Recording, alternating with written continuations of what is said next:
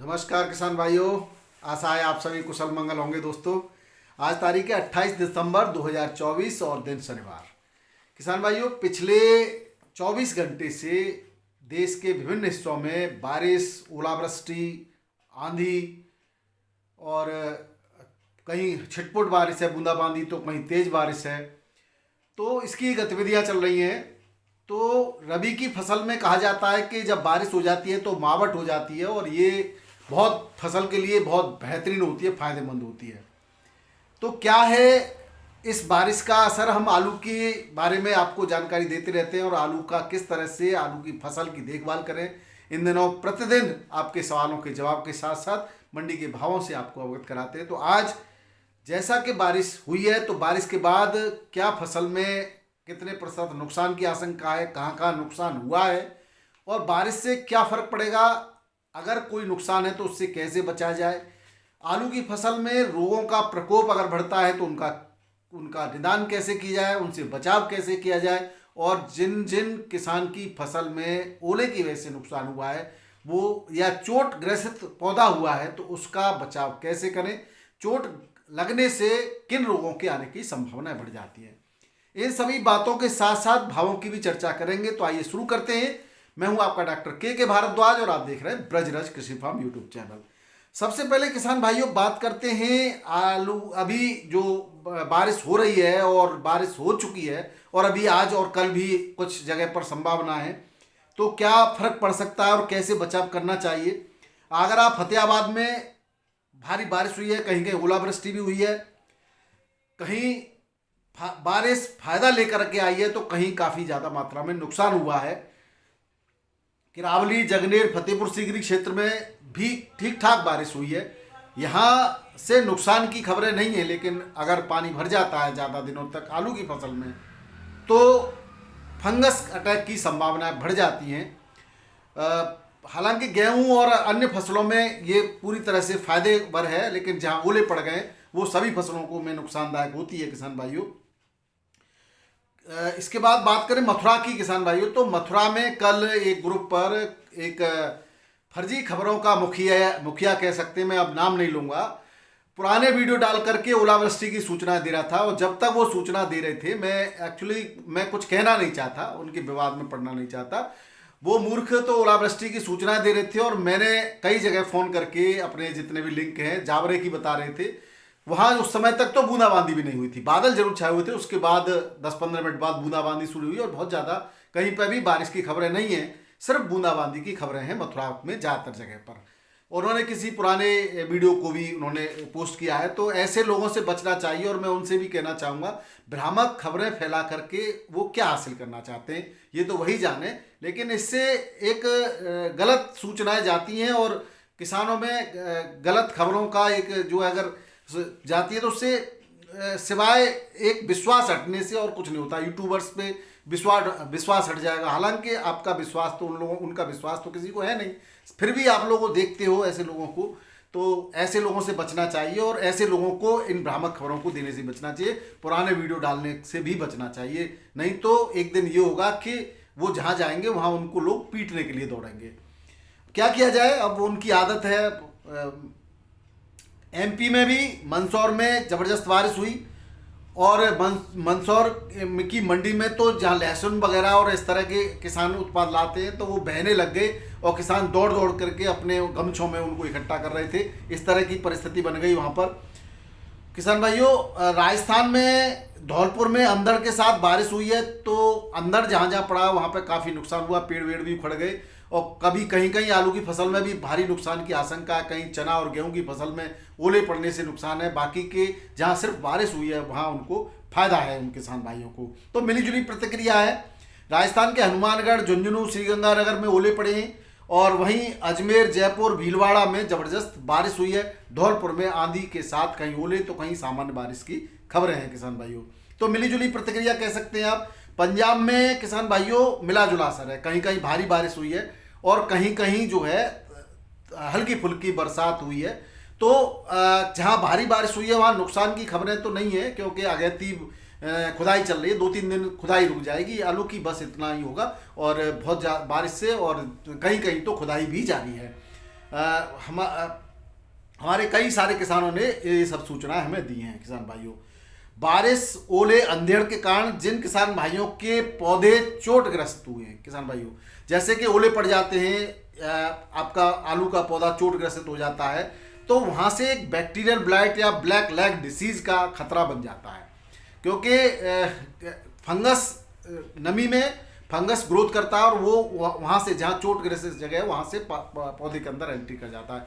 पिछले साल भी बारिश के बाद इस तरह का प्रकोप दिखा गया था और रोकने से रोग नहीं रुका था। किसान भाइयों, ऐसी कंडीशन में बारिश के तुरंत बाद आप कॉपर ऑक्सीक्लोराइड का एक स्प्रे जरूर कर दें। और जिन किसान भाइयों ने हाल फिलहाल में ही 2-4 दिन पहले ही कॉपर ऑक्सीक्लोराइड का स्प्रे किया था, तो वो सल्फर का एक जो है लिक्विड सल्फर स्प्रे कर सकते हैं। तो सल्फर या कॉपर ऑक्सीक्लोराइड में से एक स्प्रे आपको जरूर करना चाहिए बारिश के तुरंत बाद किसान भाई। तो इससे आपकी बैक्टीरियल ब्लाइट आने का खतरा भी कम जो हो जाता है और अन्य भी फंगस जनित जो भी हैं रोग हैं उनसे भी बचाव आपकी फसल को होगा। किसान भाइयों, बाकी के जो शेड्यूल आप स्प्रे कर रहे हैं वो तो आप करते रहें, उससे कोई नुकसान नहीं है, उससे फायदा है। शेड्यूल स्प्रे तो आपको करना ही पड़ेगा। बारिश के तुरंत बाद अगर यानी आपने जो स्प्रे किया था उसके अगर तुरंत बाद बारिश हो गई है तो आपको पुनः स्प्रे करना पड़ेगा। अगर आपने सिस्टमिक फंगिसाइड लिया है उसके 5-6 घंटे बाद भी बारिश हो गई है तो भी खतरे वाली कोई बात नहीं है, वो असर करेगा।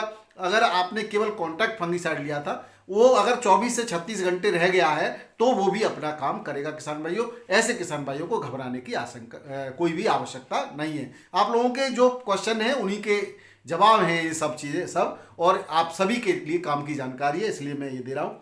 अब किसान भाइयों बात करते हैं जिन किसान भाइयों के खेत में जो है रोग आ चुका है और रोग आने के बाद भी वो फंगिसाइड के साथ साथ माइक्रोन्यूट्रिएंट्स कॉम्बिनेशन और एनपीके मिला करके स्प्रे करते हैं, तो उनका जो फंगिसाइड है यानी कि जो रोग इलाज के लिए उन्होंने जो फंगिसाइड लिया है तो वो पूरी तरह से काम नहीं करता। उसका मैं कारण बता देता हूँ।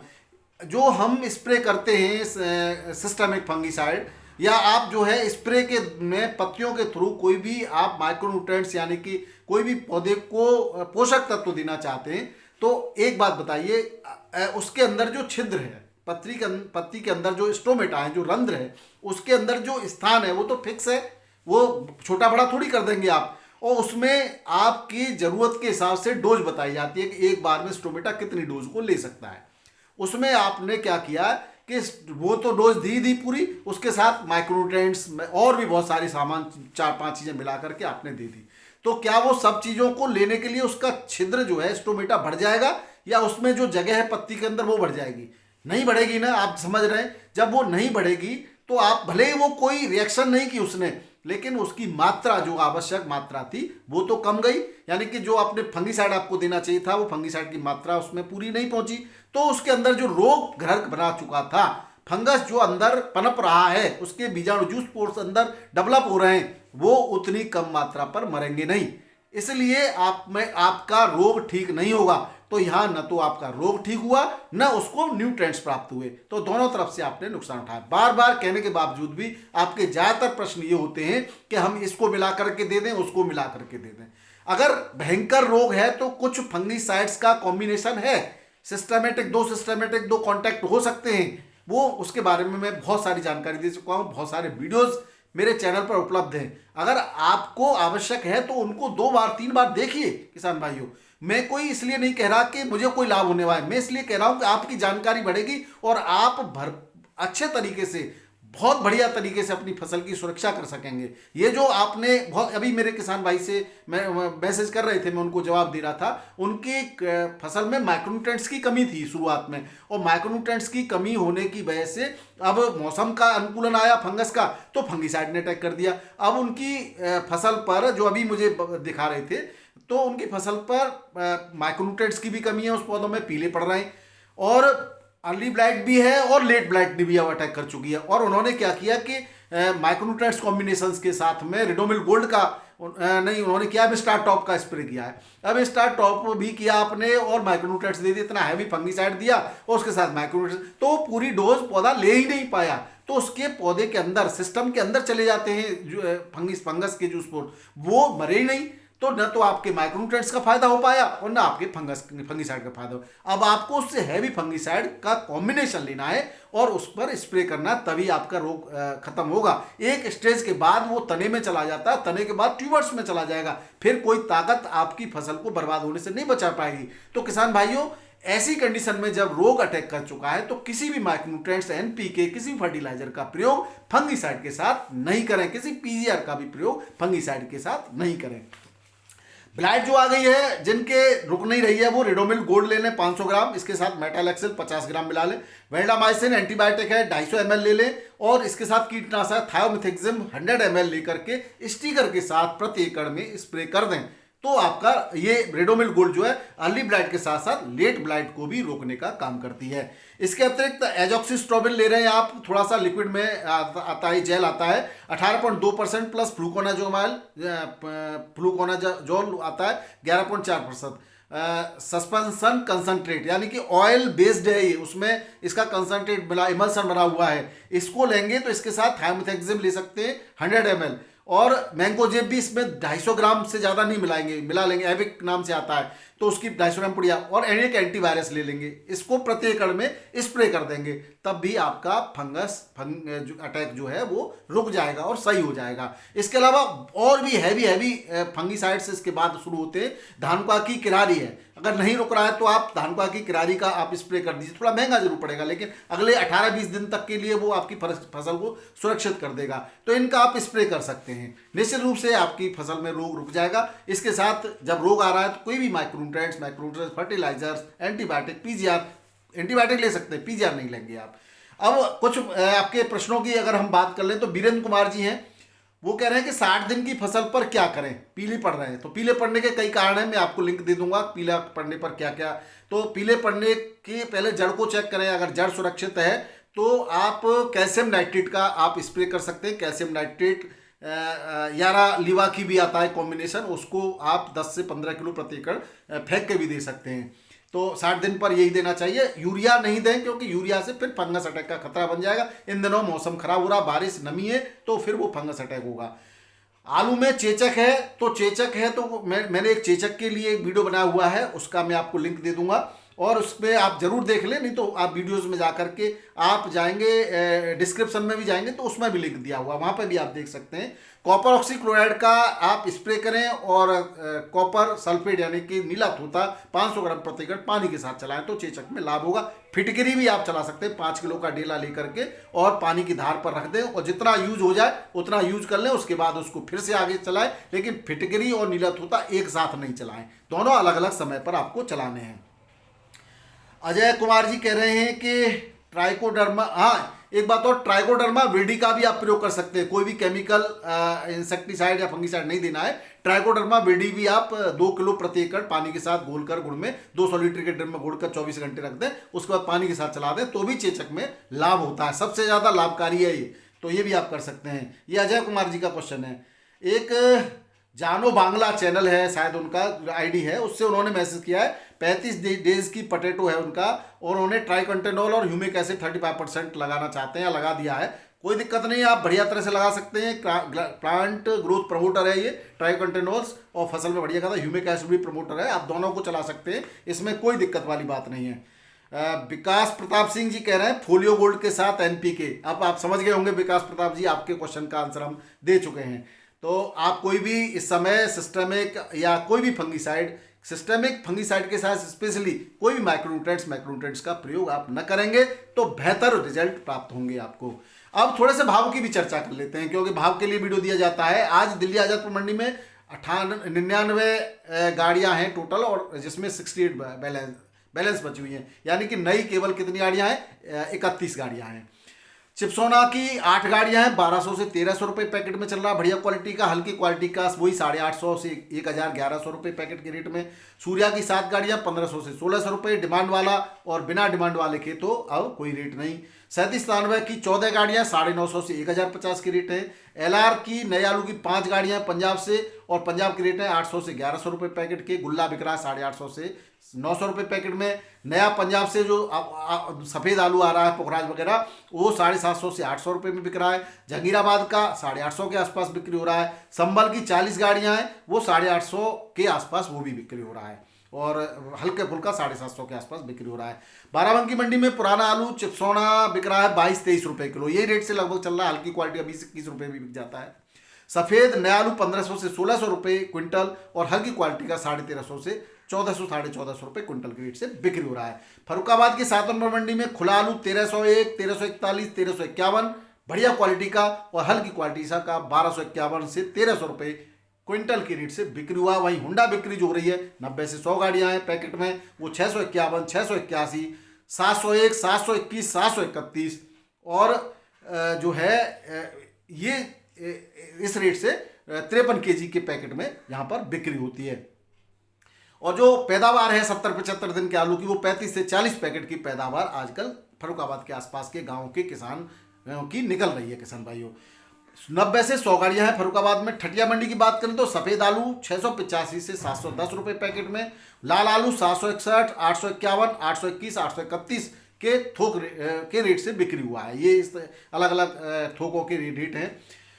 कानपुर मंडी की बात करें तो ओल्ड 37-93 की 20 से 25 गाड़ियां 13 से 15 रुपए किलो के रेट हैं। चिप्सोना बिक रहा है 19 से 20 रुपए किलो, गुल्ला बिक रहा है 37-93 का 8 से 12 रुपए किलो, किर्री बिक रही है 5 से 8 रुपए किलो। पहली बार ऐसा हुआ है कि दिसंबर जा रहा है और किर्री भी बिक्री हो रही है। मैंने तो नवंबर में भी गौशाला भेजी है कई सालों में, किर्री और गुल्ला दोनों ही बिक्री बंद हो जाती थी। तो ये आपके लिए सौभाग्य और बढ़िया है, बिक्री हो रहा है तो अच्छी बात है। हालांकि आप कोल्ड स्टोरेज पर पुराने आलू के अच्छे रेट किसानों को नहीं मिल रहे हैं। 900 950 रुपये से ज़्यादा के रेट अब कहीं नहीं मिल रहे, जो कि साउथ क्वालिटी का आलू है। तो साउथ में भी अब रेट डाउन लगातार होते चले आए, उसकी भी हम बात करेंगे अभी। छिबरामऊ मंडी में 691, 721, 741 तक सफ़ेद आलू बिका। वहीं लाल आलू कंचन 851 रुपये पैकेट के रेट से बिक्री हुआ है। जयपुर मंडी में वही गाड़ियों की संख्या तो 50-55 ही है। ओल्ड आलू बिक रहा है 12 से 14.5 रुपये किलो, और नया आलू बिक रहा है 15 से 16.5 रुपये किलो बढ़िया क्वालिटी का। एक्स्ट्रा सुपर एक लॉट 17 तक की भी बिक्री है, हल्का 14-15 रुपये किलो के रेट से बिक्री हो रहा है। इंदौर मंडी में आज रेटों में उछाल देखा गया। यूपी का कोल्ड स्टोर से जो आलू पहुंचा 37 वो 17 से 18 रुपये किलो, हल्की क्वालिटी का 15 से 16 रुपये किलो। नए आलू की आवक बहुत कम हो गई, 7 से 8 हज़ार। जैसा कि हमने कल भी बताया था कि जैसे बारिश होगी तो नए आलू के रेटों में उठान और पुराने आलू के रेटों में भी उठान दिखा गया है आज। तो ज़्यादातर मंडियों में अच्छे ही रेटों से आलू बिका है। ATL 25 से 27 रुपये किलो, LR 29 से 30 रुपये किलो, हल्की क्वालिटी का 27 से 28 रुपये किलो, गुल्ला 15 से 20 रुपये किलो, और राशन का जो सुपर 6 है पुखराज है वो 17 से 19 रुपये किलो बढ़िया क्वालिटी का, हल्की क्वालिटी का 14 से 16 रुपये किलो। ज्योति आलू 20 से 21, 21.5 रुपये किलो, हल्की क्वालिटी का 17 से 19.5 रुपये किलो के रेट से बिक्री हुआ है इंदौर मंडी में। अब किसान भाइयों बात करें महाराष्ट्र की मुंबई मंडी की, 14,730 पैकेट की आवक है आज। बाद में भी कुछ आ जाते हैं तो 15-16 हज़ार पैकेट की होगी। रेटों में कोई सुधार नहीं है, वही 14 से लेकर के 16-17 रुपये किलो आगरा का आलू बिक्री हो रहा है। बंद कोल्ड का 10 से 13 रुपये किलो, और तालेगांव का 14 से 18 रुपये किलो। बाकी के रेट वही है। ATL 25 से 30, ज्योति FC3 FC5 ये भी 25 से 30, LR भी 25 से 30 वेपर पास आलू, और चीकू 22 से 25, सुपर 6 पुखराज 16 से 19 रुपये किलो के रेट से बिक्री हो रहा है। बेंगलोर मंडी में आगरा का आलू वही 21 से 23 रुपये किलो, VVIP क्वालिटी का सुपर VVIP 24-25 भी है के भी बिक्री है, और हल्की क्वालिटी का 18 से 19 रुपये किलो के रेट से बिक्री हो रहा है। चेन्नई मंडी में 18 से 23 रुपये किलो के रेट है बढ़िया आलू के, हल्का 14 से 17 रुपये किलो के रेट से बिक्री हो रहा है। गुवाहाटी मंडी में 21 से 23 रुपये किलो के रेट से आलू बिक्री हो रहा है, वहीं हल्का आलू 17 से 20 रुपये किलो के रेट से बिक्री हो रहा है। उड़ीसा के भुवनेश्वर में आज यूपी की जबरदस्त 60-70 गाड़ियां देखी गई किसान भाइयों। और रेटों की बात करें तो 18 से 22-23 रुपये किलो में VVIP क्वालिटी का आलू, और हल्की क्वालिटी का आलू 14-15 रुपये किलो के रेट से भी यहाँ पर बिक्री हो रहा है। तो ये थे आज के आलू के समाचार और आलू के भाव और आपके महत्वपूर्ण प्रश्नों के उत्तर। तो निश्चित रूप से आपको ये वीडियो लाभकारी सिद्ध होगा किसान भाइयों। आप लाइक करते हैं इसके लिए बहुत बहुत आभार, और आप सभी किसानों को शेयर करें, और नए किसान भाई चैनल को सब्सक्राइब कर लें। बहुत बहुत धन्यवाद। नमस्कार, सत श्री अकाल, राधे राधे, जय जवान जय किसान। आपका दिन मंगलमय हो।